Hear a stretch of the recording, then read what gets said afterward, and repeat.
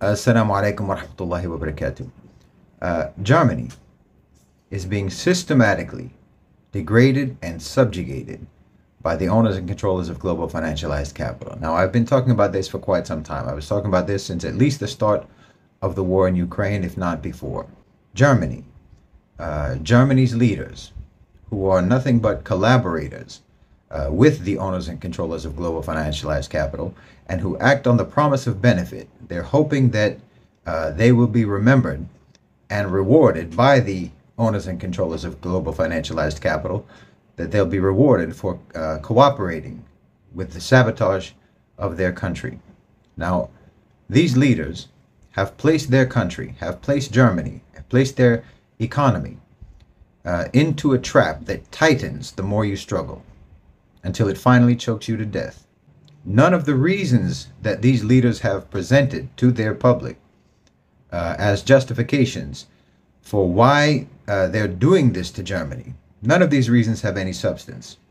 Whether it's because they say it's necessary, a necessary sacrifice to weaken Russia, or a necessary sacrifice for the sake of the environment and to, combat climate change, or anything like that. Whatever else they want to say as a sales pitch, none of this has any substance, and none of this has anything to do with what's really going on and with why this is happening. They say that they want to stop their dependence on Russia for energy, but they've closed all of their nuclear power plants, and they've just shifted their energy dependence to more expensive sources like the US and the Khalij.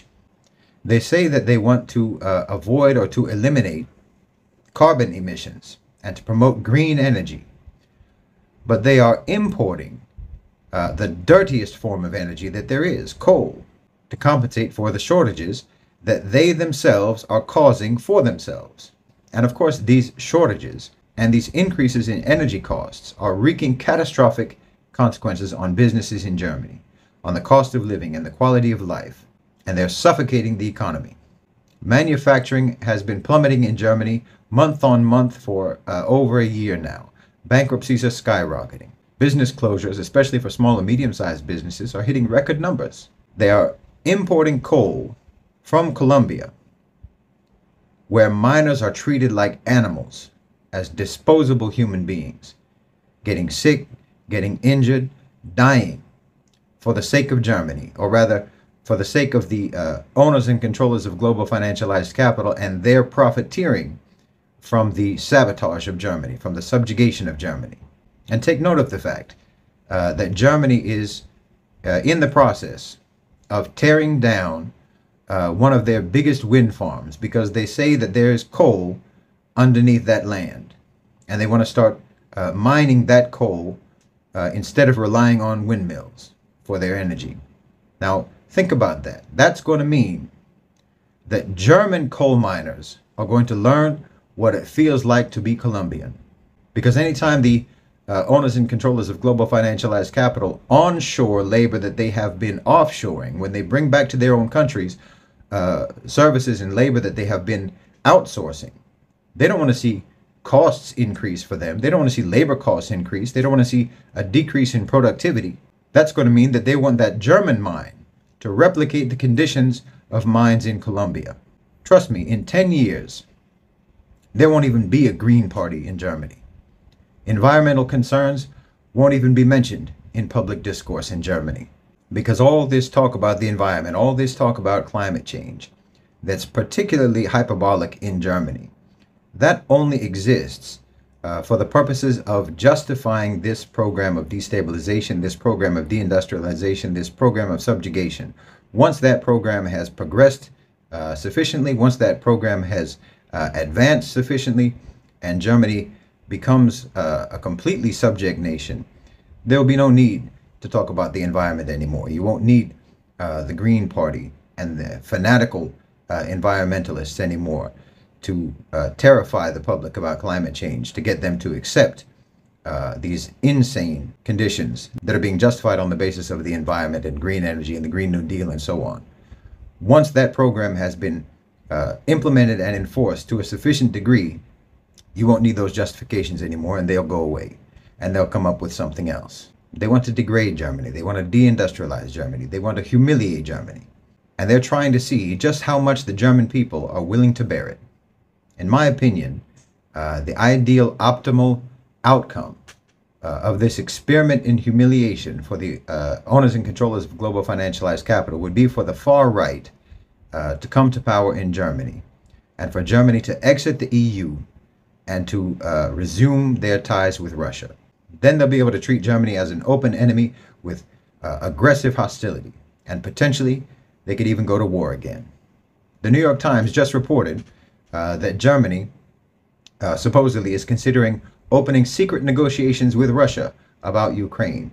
Now, whether this is true or not, the New York Times wants you to think it is true. They want you to believe that.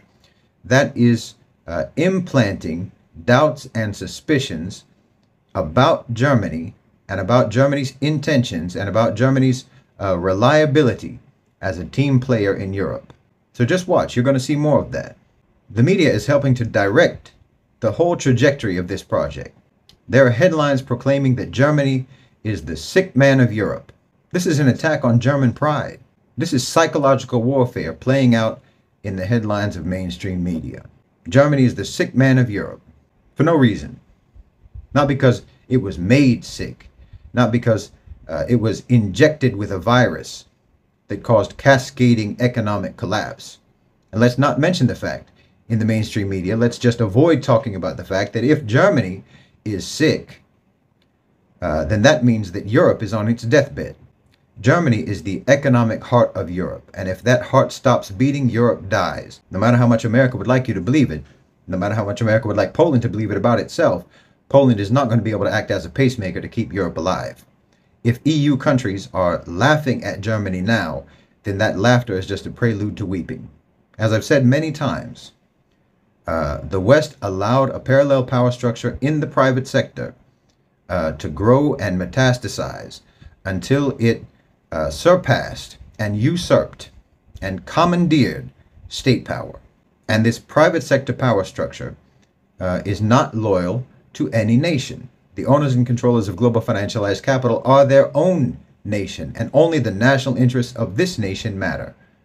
It's a floating empire, unfixed to any geographic borders. And they view everyone as disposable serfs and slaves, whether they live in the global north or in the global south. And they will happily cannibalize their own populations without the slightest hesitation, and that's what they're doing.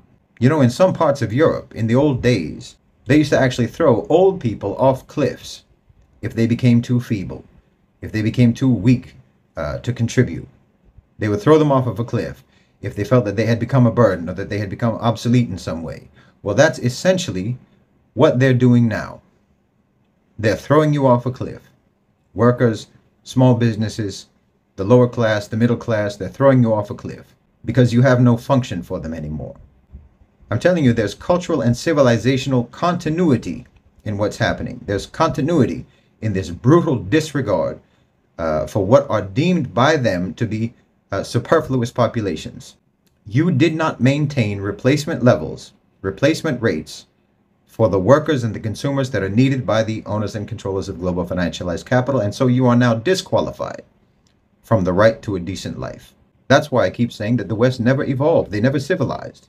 They're just as cruel and as ruthless as they were 2,000 years ago. They're just as barbaric. They just became more sophisticated about being primitive. Jazakumullahu khairan wa assalamu alaikum.